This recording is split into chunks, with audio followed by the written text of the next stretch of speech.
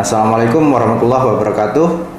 Nama saya Mawan Eko Devriatno, dosen dari Program Studi Teknik Lingkungan Universitas PGRI Argopuro Jember dengan NIDN 0701212901 dengan bidang keahlian saya yaitu pengelolaan persampahan kawasan perkotaan.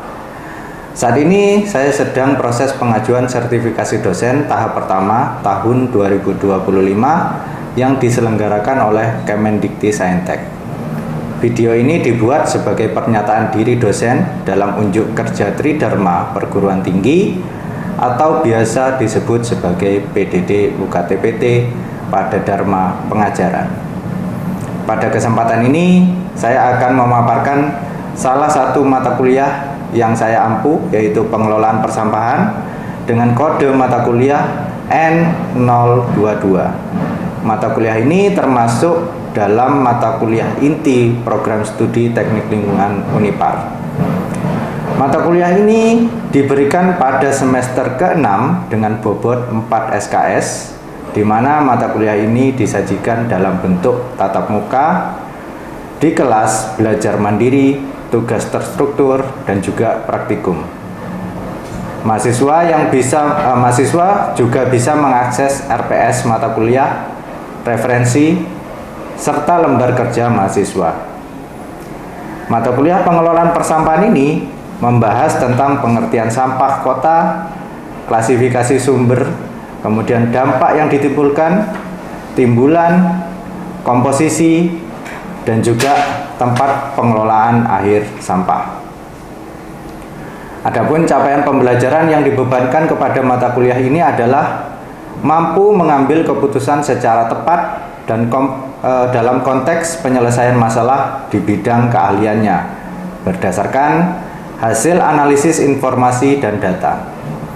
Metode yang saya gunakan bersifat aktif dan partisipatif, antara lain studi kasus, project based learning, diskusi kelas, dan lain-lain untuk membantu mahasiswa mendapatkan pemahaman yang baik dan mempersiapkan mereka untuk terjun ke dunia kerja. Bobot nilai terdiri dari UTS 30%, UAS 30%, tugas 20%, keaktifan dan kehadiran masing-masing 10%. Beberapa referensi yang saya gunakan berasal dari buku dan diktat pengelolaan persampahan, seperti salah satunya diktat dari Henry Damanhuri dan Tri Padmi, serta beberapa hasil penelitian yang saya gunakan sebagai bahan pembelajaran di kelas. Mari kita lihat video pembelajaran mata kuliah pengelolaan persampahan berikut ini.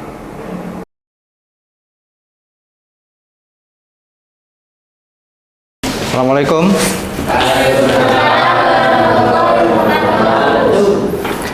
Selamat pagi anak-anak. Pagi. Apa kabar hari ini? Baik. Sehat semua ya? Sehat. Alhamdulillah. Oke. Sebelum kita mulai pembelajaran, saya absen dulu ya. Jadi silakan nanti yang saya panggil untuk angkat tangan ya. Muhammad Aditya.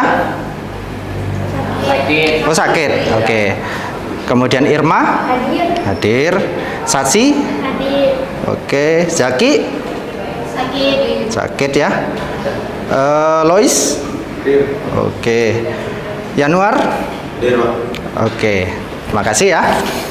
Oke. Sebelum kita mulai proses pembelajarannya, alangkah baiknya minta tolong ketua kelas untuk bisa memimpin teman-temannya berdoa menurut agama dan kepercayaan masing-masing sebelum pembelajaran ini dimulai. Silakan ketua kelas.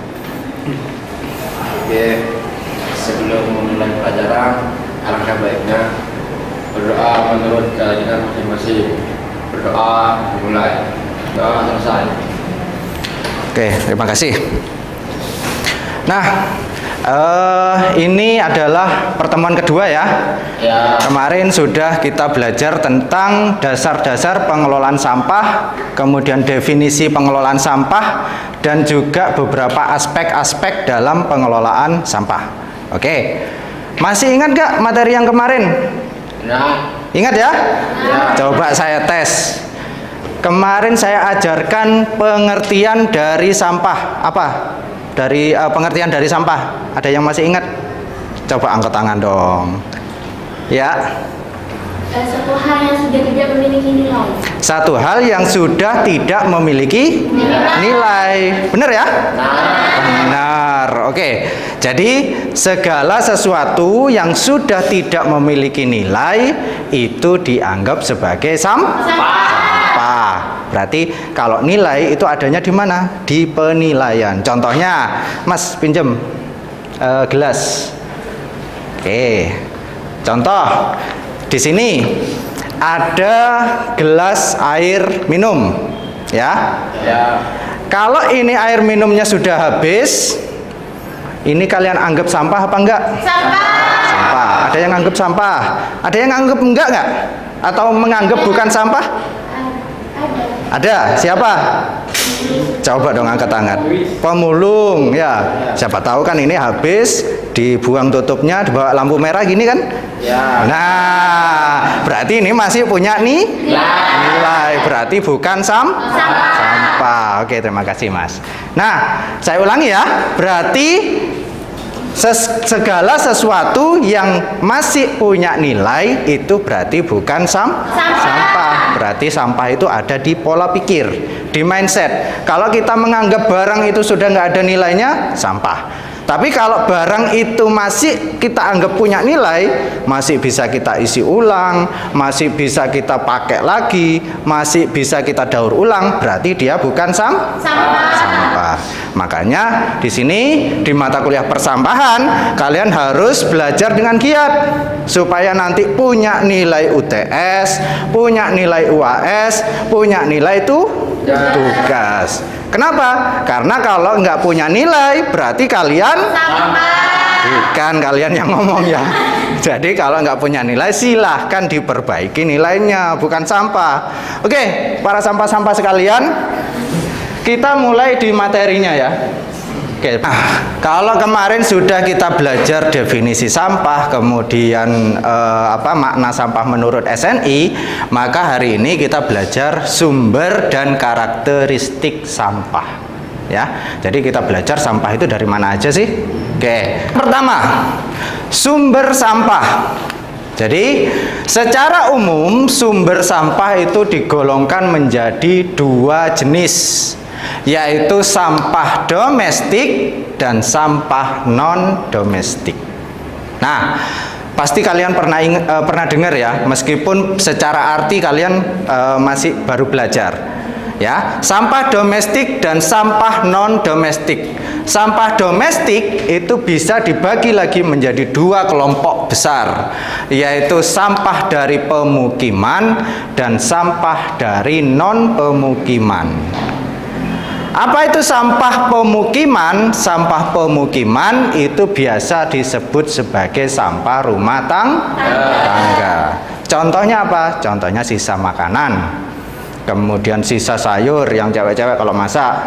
Kalau yang cowok-cowok ya habis beli cilok ya, itu sampah rumah tangga.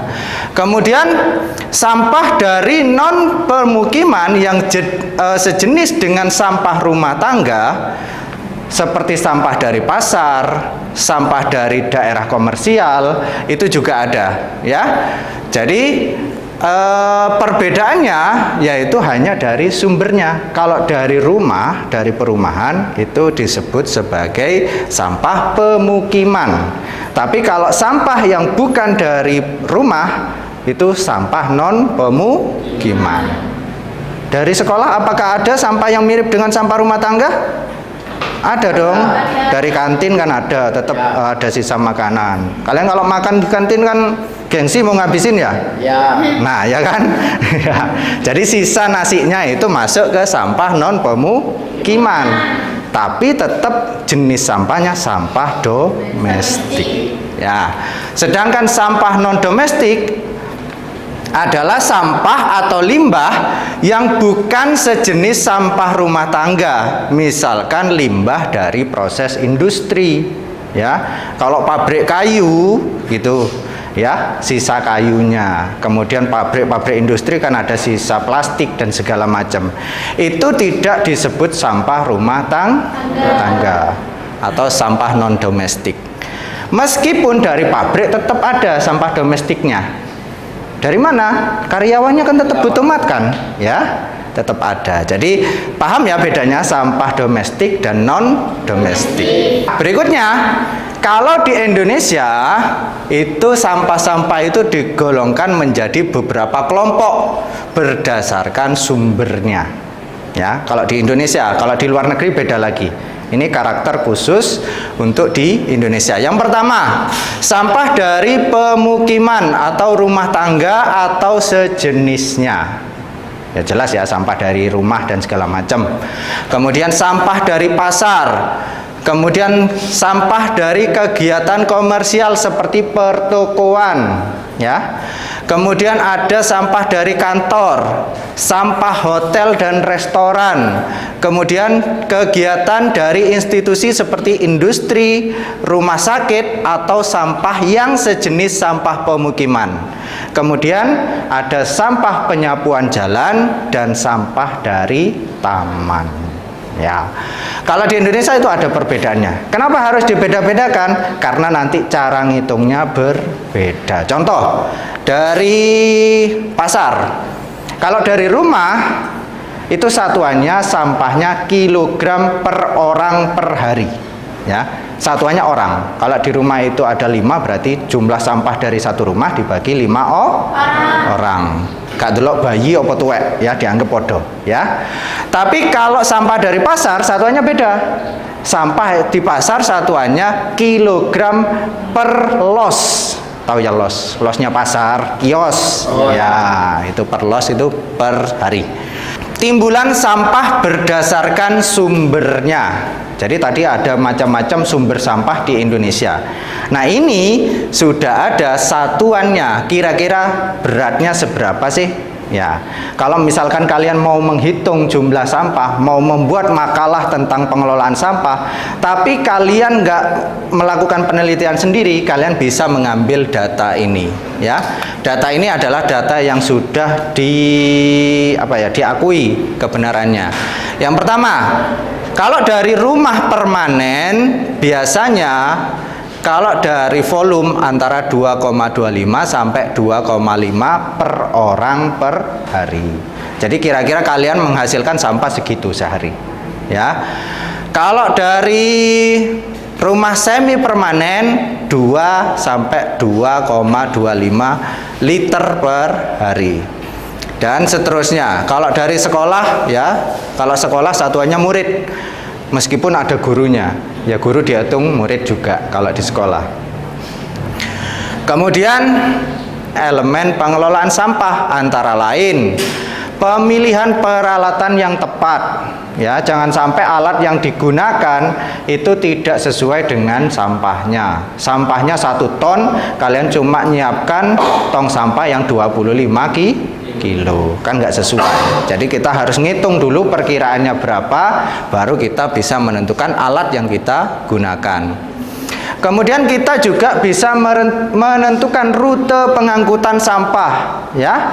Kalau kalian pernah tahu truk pengangkut sampah di jalan raya, nah itu nggak asal mereka itu jalurnya, nggak tiba-tiba lewat sana lewat sini, nggak. Mereka itu ada rutenya yang sudah ditentukan.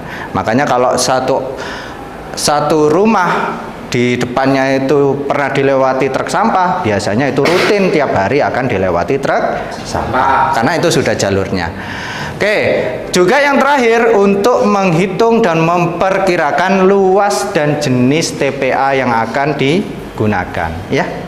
Yang beriklim tropis seperti Indonesia, faktor musim itu sangat mempengaruhi di dalam pengelolaan sampah. Sayangnya di Indonesia itu musimnya banyak, ya. Apa aja musim di Indonesia? Hujan, kemarau, panas, duren, rambutan, ya. Lah serius nih, ada catatannya, ya. Di dalam hal ini musim bisa terkait musim hujan, kemarau, tapi dapat juga musim buah tertentu. Ya, kenapa kok ada itu dimasukkan di dalam penelitian? Karena sampah dari buah kan langsung. Iya benar, karena sampah buah itu nggak sedikit, jumlahnya banyak. Ya, kalau musim durian, wos pasti ya sampahnya kulit durian wakeh, gak karu-karuan ya. Kalau musim rambutan ya sampahnya kulit rambutan. Nah, berikutnya di samping itu beras sampah juga dipengaruhi faktor sosial budaya. Tahu maksudnya? Contohnya, kalau di Bali itu hampir tiap hari ada upacara adat. Timbulan sampahnya pasti di Bali jauh lebih tinggi dibandingkan di Jawa. Ya, karena adatnya mereka itu banyak selamatan, ya. Wong Jawa tiap bulan selamatan wis sambat, apalagi orang Bali ya. Orang Bali itu tiap hari ada selamatannya. Pasti sampahnya juga banyak. Makanya faktor sosial budaya itu juga berpengaruh. Makanya kita harus meneliti. Nggak bisa kita ambil datanya dari Jember, kita pakai untuk merancang sistem pengelolaan sampah di Kute. Karakternya beda, ya. Kalau di Bali banyak selamatannya, kalau di sini nggak terlalu banyak. Di daerah yang penghasil buah, misalkan daerah perkebunan, nggak bisa kita pakai datanya untuk merancang daerah perkotaan, nggak masuk ya. Kita sudah menyiapkan sampah untuk organik sangat banyak, ternyata kita menangani sampah kota yang sedikit organik. Makanya kita harus tahu karakter masing-masing daerah yang kita layani. Nah, kalau timbulan itu besarnya sampah yang kita hasilkan. Itu di dalam persampahan disebut sebagai timbulan, ya. Jadi kalau pakai satuan berat itu bisa pakai kilogram per orang per hari atau pakai kilogram per meter persegi per hari. Atau kalau pakai hotel kilogram per bed per hari. Ya, per kasur. Kalau pakai volume ya liter. Ya, di dalam persampahan satuannya biasanya pakai liter. Meskipun di dalam fisika kita diajarkan harus pakai sistem SI yang pakai meter kubik biasanya ya, pangkat 3. Tapi kalau di dalam persampahan itu biasanya pakai satuan liter. Timbulan sampah. Variasi ini disebabkan ada beberapa perbedaan. Yang pertama, jumlah penduduk, ya jelas ya, jumlah penduduk itu akan mempengaruhi kepada jumlah sampah. Semakin banyak penduduk, logikanya sampahnya semakin banyak. Berikutnya, tingkat hidup. Semakin tinggi tingkat hidup masyarakat, semakin besar timbulan sampahnya. Ya, biasanya seperti itu. Kalau semakin kaya, biasanya sampahnya semakin banyak. Berikutnya musim. Nah, ini tadi sudah kita bahas ya. Lanjut, cara hidup dan mobilitas penduduk. Cara hidup itu mempengaruhi ya. Kalau orang yang tiap hari tinggal di rumah, kerja dari rumah, ya sampahnya banyak di sekitar rumah. Tapi kalau dia pagi pergi ke kantor, pulang lagi malam, ya sampah dari rumahnya sedikit karena banyaknya di kantor sebagian. Lanjut, iklim. Ya sudah kita bahas ya tadi ya. Kalau musim hujan biasanya sampah itu akan semakin berat. Kenapa? Karena kena air hujan. Lanjut, cara penanganan makanan. Ini berpengaruh. Contohnya, kalau kalian punya punya toko kue, tiap hari kan nggak selalu habis ya. Kalau nggak habis itu misalkan dibuang, itu pasti sampahnya banyak. Tapi kalau nggak habis kalian tangani, misalkan sebelum basi kalian donasikan ke panti asuhan misalkan, nah pasti timbulan sampahnya sedikit. Jadi cara penanganan sampah itu juga berpengaruh. Nah, ini estimasi ya.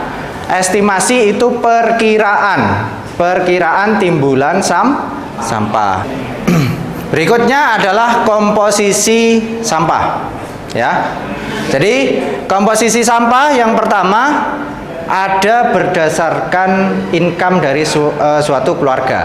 Ada low income, ada middle income, dan ada high income. Nah, yang pertama kita lihat di sini ada sampah kertas. Sorry, ini adalah persentase ya. Persentase dari timbulan sampahnya. Biasanya kalau di low income persentasenya 1 sampai 10% dari total sampahnya. Tapi kalau middle dan high itu 15 sampai 40% dari total sampahnya. Tapi kalau kita lihat di sisa makanan, ya, sisa makanan untuk low income itu biasanya 40 sampai 85% dari total. Sedangkan yang middle antara 20 sampai 65, dan yang high itu 20 sampai 50%. Artinya apa? Bukan berarti kalau orang tambah kaya makannya tambah sedikit, bukan ya. Yang benar, karena ini persentase, tambah kaya jumlah sampahnya semakin banyak dan bervariasi, sehingga sisa sampah makanannya itu persentasenya menjadi sedikit. Tapi kalau low income, karena kebanyakan income-nya dihabiskan untuk makanan, maka persentase sampah makanannya itu jauh lebih tinggi. Berikutnya, karakteristik sampah. Karakteristik sampah itu adalah tipikal dari suatu sampah. Ya, sampah itu punya dua karakteristik. Diingat-ingat ya. Sampah itu punya dua karakteristik, yaitu karakteristik fisik dan karakteristik kimia. Yang fisik itu terdiri dari densitas, kepadatan sampahnya, kadar airnya, kadar volatil, kadar abu, nilai kalor, dan distribusi ukurannya. Sedangkan karakter kimia itu terdiri dari unsur C, N, O, P, H, S, dan sebagainya. Berikutnya, karakteristik fisik yang lain adalah kadar air, volatil, dan abu. Ya.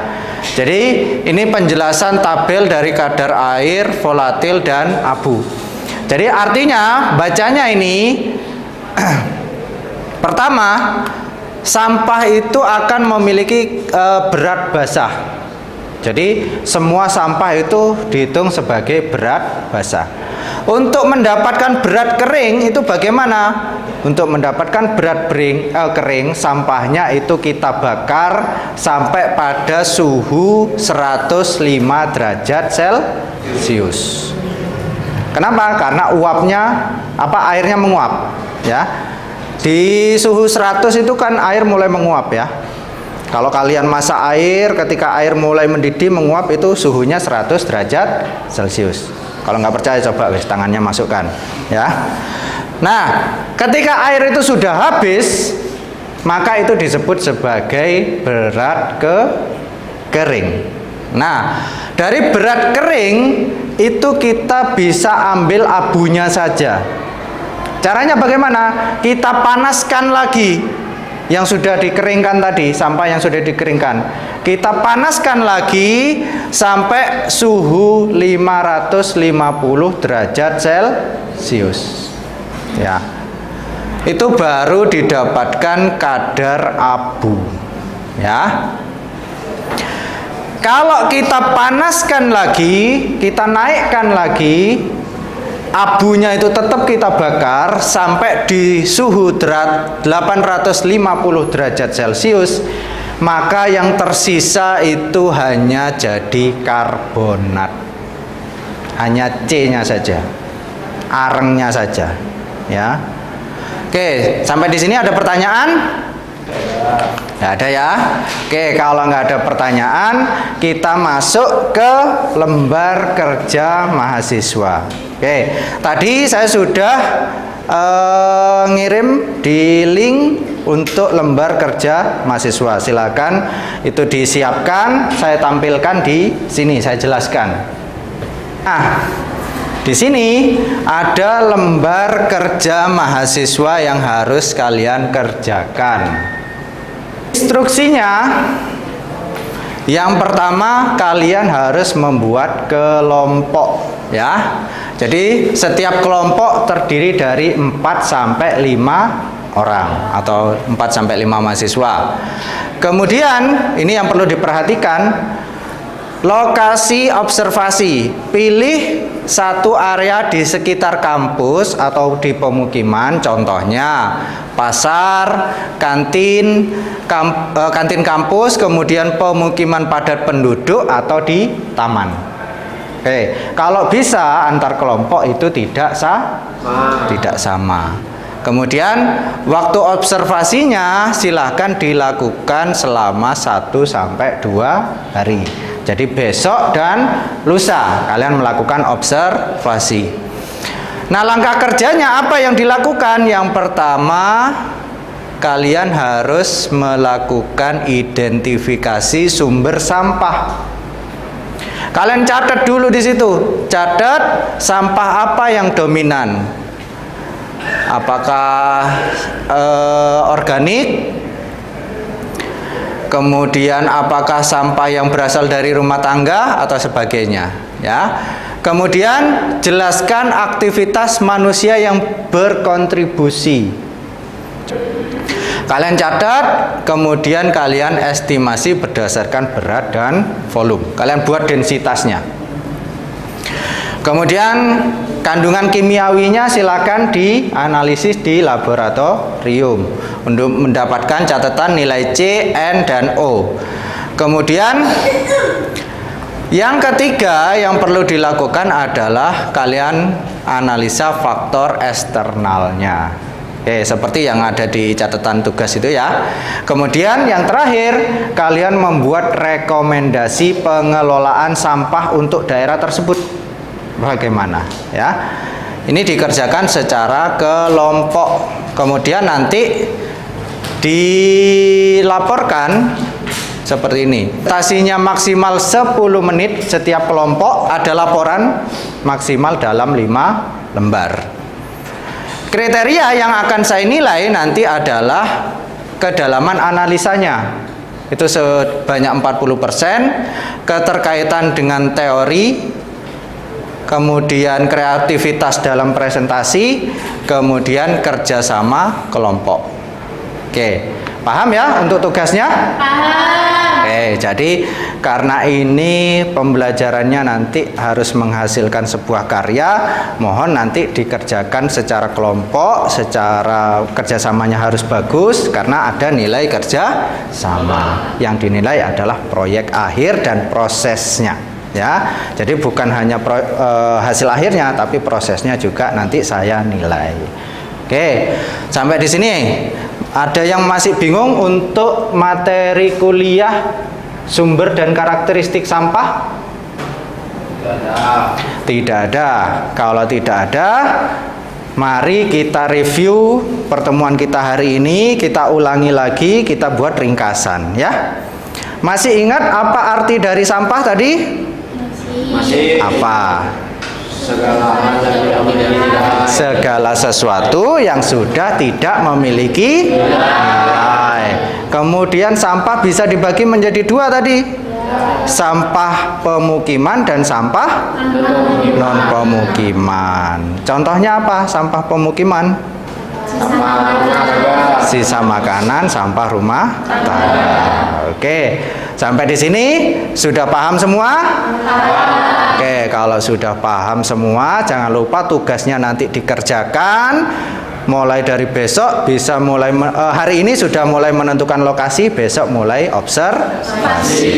Oke, terima kasih untuk pertemuan hari ini. Semoga pembelajaran hari ini bermanfaat, bisa membantu kalian nanti ketika kalian terjun ke masyarakat. Oke, saya akhiri. Terima kasih. Wassalamualaikum warahmatullahi wabarakatuh. Waalaikumsalam warahmatullahi wabarakatuh. Demikianlah video pernyataan diri dosen dalam unjuk kerja Tridharma Perguruan Tinggi atau PDD UKT-PT dalam bidang pengajaran saya. Semoga bermanfaat untuk kita semua.